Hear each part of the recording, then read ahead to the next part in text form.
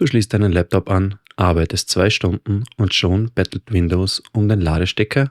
Klingt das bekannt? Das liegt meistens nicht am Akku selbst, sondern daran, dass Windows 11 ab Werk alles andere als sparsam eingestellt ist. Das ändern wir heute, Schritt für Schritt. Und ich bin mir ganz sicher, mindestens einen Tipp kanntest du noch nicht. Tipp Nummer 1 unserer Energiesparoption befindet sich in den Einstellungen. Dazu drücken wir die Windows-Taste und I und begeben uns auf der linken Seite auf den Reiter System. Dort suchen wir dann die Einstellung Strom und Akku. Innerhalb dieser Einstellungen lässt sich natürlich am meisten ansehen und verändern. Wir gehen als erstes auf den Energiestatus und sehen hier eingesteckt und Akkumodus. Währenddessen das eingesteckt ist, möchten wir natürlich die beste Leistung.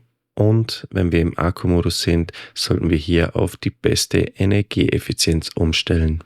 Beim Tipp Nummer 2 gehen wir auf System und auf Bildschirm, denn das ist auch einer der größten Stromfresser.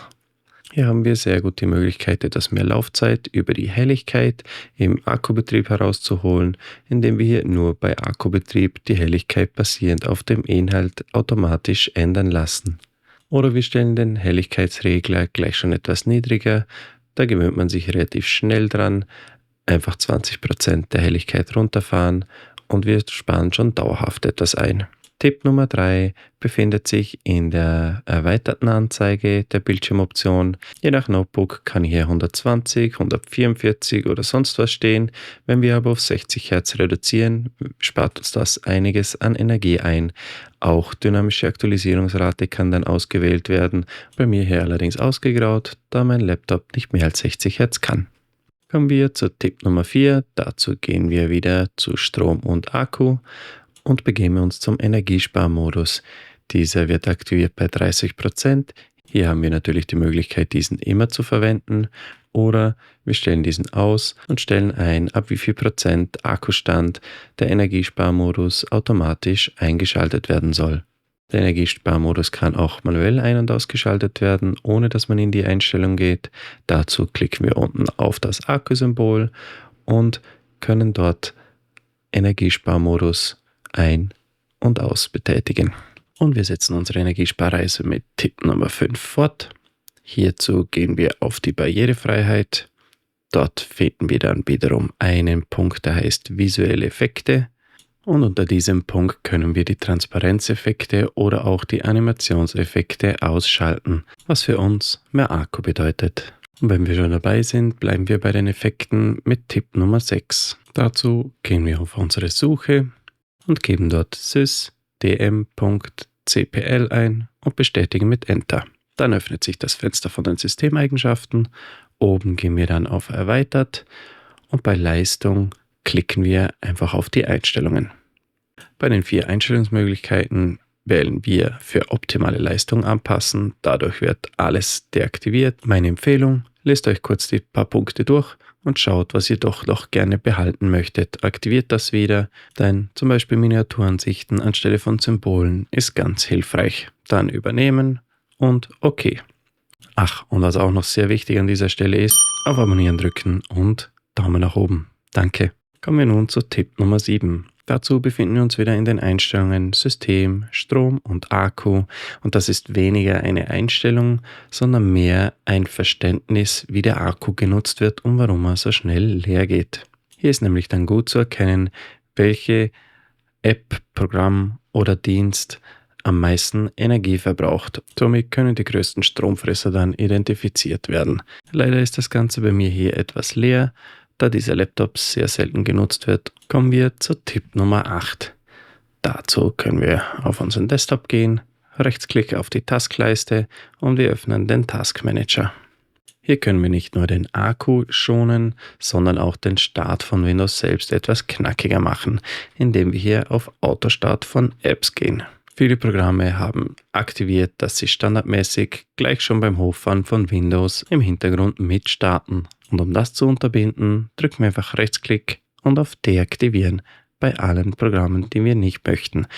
Es gibt auch Programme, die nicht gleich klar geben, wer oder was sie sind. Dann machen wir einen Rechtsklick darauf, gehen auf die Eigenschaften und dort sehen wir meistens den Ort, wo sie gespeichert sind. In diesem Fall hier ist es Discord. Brauche ich das Update gleich mit am Anfang? Nein, also deaktiviere ich das Ganze. Update-Checker auch keine Ahnung, wieder Eigenschaften, Mini-Tool, Partition Wizard. Sollte es uns beim Ort nicht gleich klar sein, können wir auch Rechtsklick und Dateipfad öffnen und dann sehen wir hier, unter welchem Ordner es abgespeichert ist. Ganz oben steht dann Programme und Mini-Tool Partition Wizard 13. Brauche ich das? Natürlich nicht. Und somit haben wir 5 Programme davon gehindert, dass sie jedes Mal mit Windows hochfahren. Tipp Nummer 9 ist wieder in den Einstellungen. Um dorthin zu gelangen, Windows-Taste und I oder über das Windows-Symbol Rechtsklick und dann auf Einstellungen. Und auch hier gehen wir wieder auf unser System auf der linken Seite und nochmals auf Strom und Akku. Dort finden wir dann den Reiter Timeouts für Bildschirm, Standby und Ruhezustand. Und dann haben wir hier viele Möglichkeiten im Akku-Modus die Laufzeit über den Tag etwas zu verlängern. Wir können natürlich im Netzbetrieb die Zeiten umstellen, aber beim Akku-Modus macht das natürlich dann mehr Sinn. Und wer hätte gedacht, umso kürzer die Zeiten, umso mehr Akku habt ihr am Ende vom Tag übrig. Dann kommen wir zu Tipp Nummer 10. Das ist wohl ein Punkt, das wohl die wenigsten wissen dürften. Und zwar, es gibt einen Battery Report, also einen Akkubericht in Windows 11. Und zu diesem gelangen wir, indem wir die Windows-Taste und R drücken. Dann öffnet sich Ausführen. Dort geben wir dann CMD ein, bestätigen wieder mit Enter. Dann öffnet sich die Eingabeaufforderung und wir geben folgenden Befehl ein. Power CFG Leertaste / Battery Report ein und bestätigen mit Enter. Der Bericht zur Akkulaufzeit wurde unter einem Dateipfad gespeichert.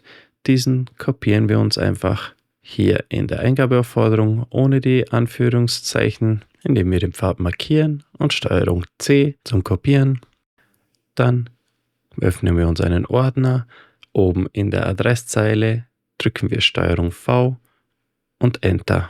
Dann sollte sich euer Browser öffnen mit dem Battery Report. Windows hat hier einen detaillierten Bericht über deinen Akku erstellt, über die Kapazität, die Ladezyklen, den Nutzungsverlauf und so siehst du genau, wie es um deinen Akku wirklich steht und ob er vielleicht schon langsam schwächelt. Bei vielen Herstellern kann man den Akku glücklicherweise wechseln, bei anderen wird das eher schwierig. Ach ja, und falls du gerade überlegst, ob es vielleicht Zeit für einen neuen Laptop ist, unten in der Beschreibung liste ich dir 2, 3 gute Laptops auf, die top verarbeitet sind und eine gute Akkulaufzeit bieten. Vielen Dank fürs Zusehen, bis zum nächsten Mal. Tschüss.